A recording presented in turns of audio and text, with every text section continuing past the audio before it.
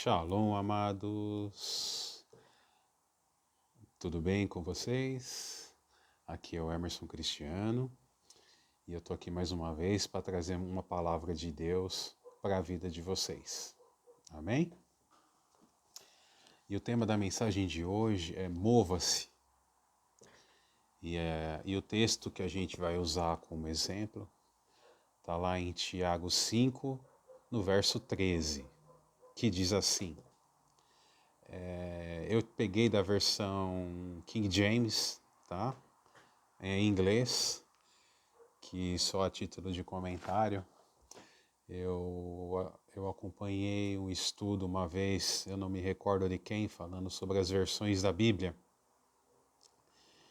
E essa pessoa disse que essa versão, né, a King James em inglês, tá? Tem uma versão em português aí, acho que é atualizada, se não me engano, já tá meio mexida, digamos assim. Mas isso é um outro assunto que a gente pode estar comentando no futuro aí. Mas vamos lá. E o que diz esse verso? Entre vocês, há alguém que está sofrendo? Que ele ore. Há alguém que se sente feliz? Que ele cante louvores. Então, amados, lendo isso, né, o que a gente pode, como eu posso dizer assim, tirar como conclusão? Que em muitas passagens que se a gente pegar na palavra, sempre que a pessoa era abençoada, ela tinha que fazer alguma coisa. Ou seja, a sua bênção, né, tá ligado ao seu mover, ao mover-se da pessoa. Que nem voltando aqui nesse verso, né? Aqui fala, né? Se alguém tiver com problema, sofrendo, que ele ore. Assim como a pessoa estiver feliz, que ela cante louvores, né? E então, é uma coisa que eu já disse no meu vídeo anterior e eu repito aqui, né? A fé sem obras é morta, né? Como está lá em Tiago 2, do versículo 14 ao 18. E se a gente lê outras passagens da Bíblia, e eu vou até pegar duas aqui que eu já falei sobre elas também na minha outra palavra que eu deixei aqui para vocês. Num claro exemplo também, né, como dizem, e é verdade, que a palavra de Deus é viva, né? Não tem nada estático aqui né, que a gente pode ler um versículo e falar que aquilo é uma regra fixa, digamos assim, né? Em cada momento a palavra vai falar com a gente de uma maneira. Tem as leis, né? Não me entendam mal, né? Que a gente tem que seguir a risca aqui, né? Mas em cada momento nosso, a palavra pode falar com a gente de uma maneira. Amém? Se a gente pegar o primeiro exemplo que eu vou citar aqui, está lá em João 5, que é o caso daquele homem, né? Que há 38 anos, né? Ele era aleijado. Diariamente pegavam ele, colocavam ele próximo a um tanque, onde o anjo descia a certo tempo e agitava as águas. E quem entrasse no tanque no momento em que as águas eram agitadas era curado da sua enfermidade.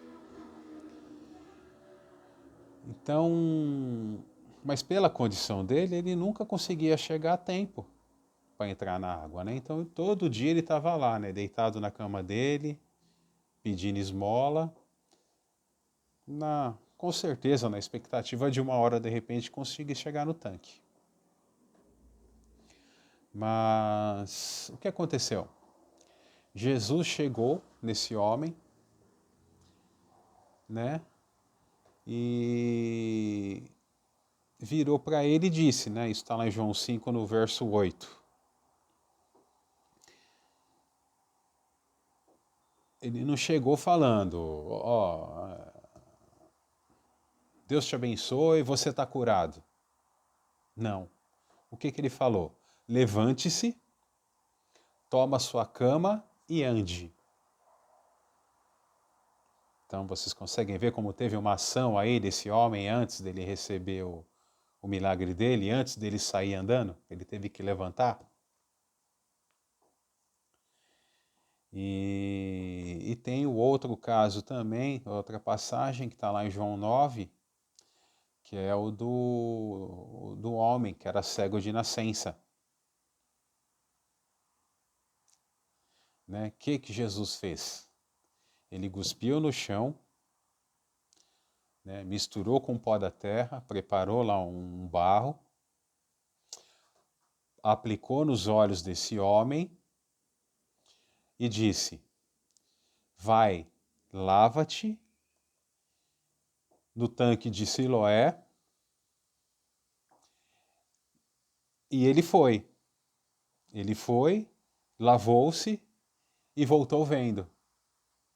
Né? Ou seja, Jesus poderia, se ele quisesse, né, tocar nos olhos dele e falar: ó, você está curado? Poderia. Ele tinha o poder para isso. Né? A gente sabe que ele tem poder para isso. Mas não. Né?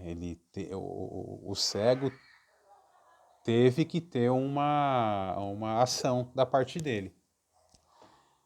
De ir lá no tanque, lavar o olho, né, tirar aquele barro que Jesus aplicou nos olhos dele para ele voltar a enxergar. Então, meu caro, né, fica muito evidente em ambos os casos, né, que as pessoas tiveram que fazer algo antes de receber o seu milagre. Então, meus queridos, se vocês estão passando por algo, se movam. Faça algo. Sabe, não adianta ficar pedindo oração para todo mundo, né? Ou seja, né, querendo que os outros se movam por você. Se você não vai e faz sua parte. Né? Você tem que fazer o jejum, você tem que fazer uma campanha de oração, você tem que fazer um propósito com Deus. Né? Vou tentar trazer um exemplo mais prático aqui, que eu acredito que muita gente já deva ter ouvido, né? Que são casos de pessoas que são viciadas, né? Em drogas, em bebidas, até no cigarro. Né? Se a pessoa, né, não decidir que quer ser curada do vício, né? Se a pessoa não fizer a escolha, né, não optar por ser tratada, não adianta querer forçar, amado. Né? Se ela não tiver um forte motivo para querer largar aquele vício, ela não vai largar. Né? Portanto, essa motivação tem que vir do íntimo do ser da pessoa. Ou seja, ela precisa se mover. Né? E no sentido de querer, aí depois está pedindo ajuda, pedindo e buscando ajuda. Amém? E falando assim, né, muitos já poderiam, né, dizer, né, tá pensando, realmente é assim, né, pois a salvação é individual. Mas está errado, meus queridos. A gente não pode pensar dessa maneira. Né, pois pensando assim, a gente pode achar que tem direito de abandonar o nosso próximo. Nós somos salvos, meus queridos, meus amados, pela graça de Deus. Né? A salvação, em muitos aspectos, depende de nós mesmos, né? De nossas ações, de nossos atos, de nossas atitudes, de nosso comportamento, perdão.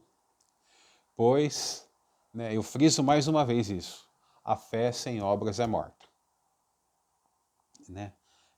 A salvação é pela graça, porque Deus não exige nada para que merecemos a graça. Não precisamos de nenhum ato de bondade, heroísmo, nem penitência, basta ter fé. Em sua graça, Deus oferece a salvação a todos gratuitamente. Pessoas boas não são favorecidas e pessoas ruins não são desprezadas. Isso a gente vê, tá muito claro na Bíblia, né, amados? Quem inaugurou o paraíso lá com Jesus? Foi aquele ladrão que estava com ele lá na cruz, do lado dele. Amém? E em relação a Deus, todos estão na mesma situação e todos recebem a mesma oferta, sem custo. Tudo que temos que fazer, amados, é aceitar pela fé, né? E isso está lá em Efésios 2, do 8 ao 9. A gente pode comprovar, tá bom? Não sou eu que estou falando, como eu sempre friso, né? Tá tudo aqui. É assim, ninguém tem motivo para se achar superior aos outros. Porque foi Jesus que fez o trabalho e conquistou a salvação para todos nós. Nossas obras não nos podem ser... não, perdão, amados. Não sei se vocês estão ouvindo um barulho de serra, né? Peço desculpas, né? Que eu estou gravando aqui no fundo de casa. Mas voltando, nossas obras não nos podem salvar, porque são imperfeitas. Somente Deus é perfeito. E somente Ele pode nos aperfeiçoar. Devemos nos esforçar para auto-melhorar, digamos assim, né? Eliminando ressentimentos, eliminando a insensatez, o orgulho, o ódio, a arrogância. E temos que nos especializar em amar, pois é na transformação do amor ao próximo, na demonstração, perdão, né, do amor ao próximo, que demonstramos o nosso amor por nosso Senhor. E é este o nosso maior desafio, pois, como está lá em 1 João 4,20, quem não ama o seu irmão, a quem vê, não pode amar a Deus a quem não vê. E Jesus afirma que todos os mandamentos se resumem a dois. Né? Como eu já comentei isso num vídeo também, né? Quais são os mandamentos mais importantes? Amar a Deus sobre todas as coisas e ao próximo como a si mesmo, né? Que está lá em Mateus 22, do 37 ao 39. Então, amados, precisamos dar espaço para Deus se movimentar em nossas vidas. Precisamos reconhecer e aceitar isso. Andar com Deus é andar em obediência. E obediência significa também que temos que, muitas vezes, deixar pessoas, deixar coisas e deixar velhos hábitos para que o novo de Deus entre em nossa vida. Né? A gente tem que parar com eu quero, e começar a liberar e deixar certas coisas na vida também. Em Lucas 12:48, né, fala assim, a quem muito foi dado, muito será exigido. E a quem muito foi confiado, muito mais será pedido.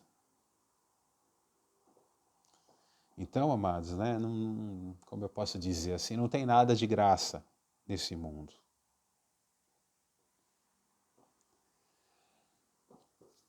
Então, amados, que a gente tem que ter em mente assim, né, que Deus tem propósitos a serem cumpridos nessa terra. E se você não estiver disposto a se mover e o acompanhar, ele vai arrumar outro que esteja. Né? Porque às vezes a gente vê muito também, né, no nosso caminho. Eu confesso que eu já fui assim também. É, a gente, às vezes Deus coloca uma coisa no nosso coração, né, de entregar uma palavra para um irmão, por exemplo. E aí a gente fica com vergonha, né? Fica com receio, acha que é coisa da nossa cabeça e não entrega aquela palavra. Aí vamos dizer, numa segunda oportunidade, Deus faz de novo. Perdão pelo barulho mais uma vez, amados. Né? Aí de repente, numa terceira, Deus vai e coloca de novo no seu coração para estar entregando uma palavra para aquele irmão e você não faz. Né? E aí você fica, né? Que nem eu estou falando no meu caso. Aí você fica, Deus não me usa. Vejo as pessoas, né? Deus conversando, falando com elas, mas não fala comigo. Mas essa é uma maneira, amados, né? De Deus estar falando com você. Né? A gente tem que estar atento, né? E entender essas coisas. E como eu frisei no meu outro vídeo, né? Deus só vai conversar com você quando você tiver uma intimidade com Ele.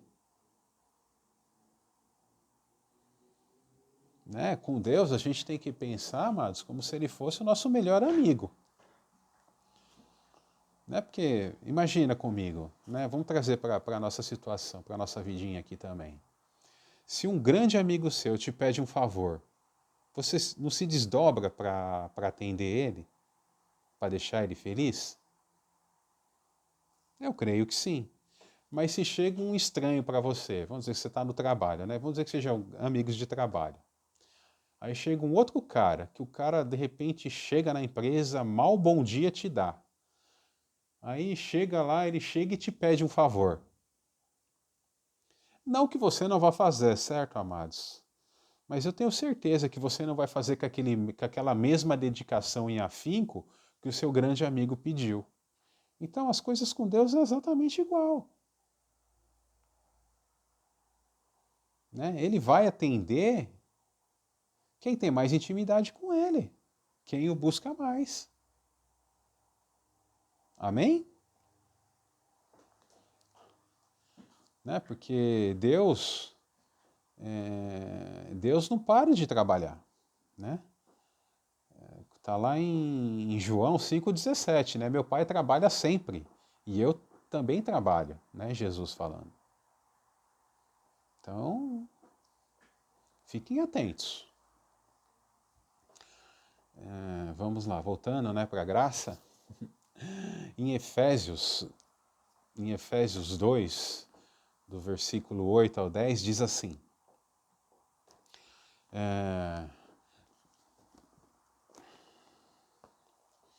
Porque pela graça sois salvos, por meio da fé, e isso não vem de vós, é dom de Deus. Não vem das obras, para que ninguém se glorie, porque somos feitura porque somos feitura sua, criados em Cristo Jesus, para as boas obras, as quais Deus preparou para que andássemos nelas. Então tá claro, amado, né, que nós somos salvos pela graça de Deus, né? E nessa passagem aqui fica bem claro isso, né? Que foi Ele que nos fez, foi Ele que nos criou, e em tudo a gente tem que dar glória a Ele. Né? Então, até na nossa salvação, toda a honra e toda a glória tem que ser dada a Ele, nunca a nós.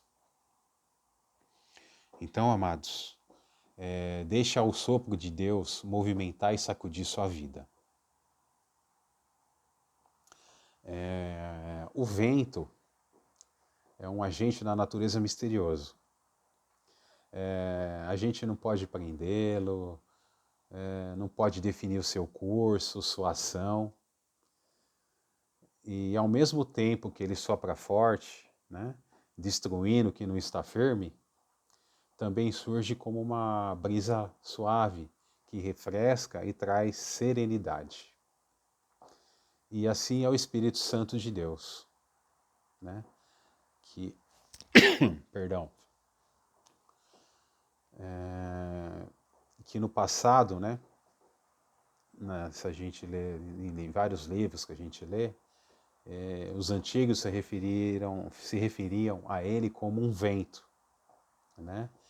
E se a gente pega a palavra vento, né, do grego, significa ruá, né, significa hálito de Deus, sopro, respiração. E no grego significa pneuma, que é soprar, respirar, espírito aéreo, vento. Então, amados, é isso que eu queria deixar para vocês. Se vocês gostaram e puderem deixar a curtida, eu agradeço. Quem puder se inscrever no canal também para dar uma força para a gente, Deus abençoe. Se Deus tocar no coração de estar compartilhando essa palavra com alguém, compartilha, que é um meio da gente estar evangelizando. Amém, amados? Fiquem com Deus e até uma próxima.